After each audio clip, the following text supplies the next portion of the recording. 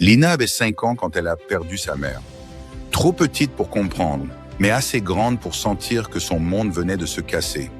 Son père, lui, n'a pas supporté le vide. Très vite, il s'est remarié. Il voulait que Lina grandisse avec une mère.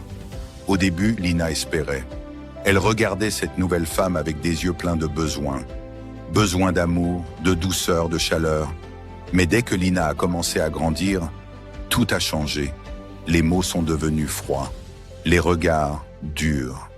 Il n'y avait pas un seul jour où sa belle-mère ne la rabaissait pas. Lina faisait tout dans la maison, balayer, laver, ranger, même quand elle était fatiguée, même quand elle avait mal.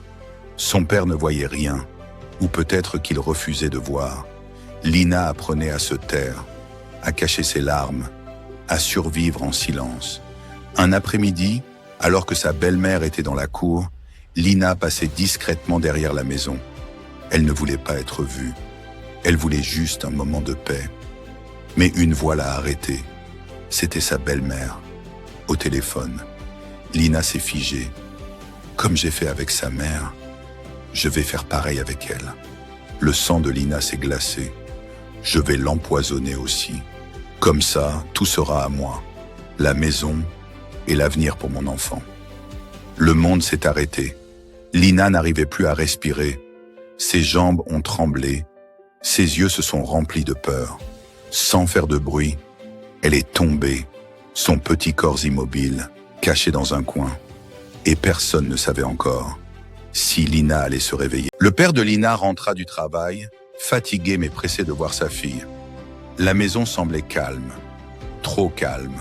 « Où est Lina ?» demanda-t-il. Sa femme haussa les épaules d'un ton froid. « Je l'ai laissée à l'intérieur. Va voir dans sa chambre. » Un doute traversa le cœur du père. Il marcha vite, ouvrit la porte. Personne. Le silence devint lourd. Ils cherchèrent partout. Puis en contournant la maison, ils la virent. Lina, allongée au sol, immobile. Le cœur du père s'arrêta presque. « Lina !» Il courut vers elle, la souleva, ses mains tremblaient. Il prit de l'eau et la lui versa doucement sur le visage. « Réveille-toi, s'il te plaît. » Quelques secondes, longues comme une éternité. Puis Lina ouvrit lentement les yeux. Elle respirait. Son père, soulagé, la serra contre lui. « Qu'est-ce que tu as ? Dis-moi. » Lina ne répondit pas tout de suite. Ses yeux, remplis de peur, se posèrent sur lui, puis, lentement, sur sa belle-mère. Le silence tomba. Ses lèvres tremblèrent.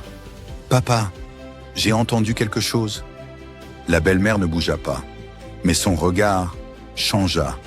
Lina avala difficilement. « Elle a dit que... » Elle s'arrêta. Le vent souffla légèrement, comme si tout retenait son souffle. « Que maman n'est pas morte comme on le croit. »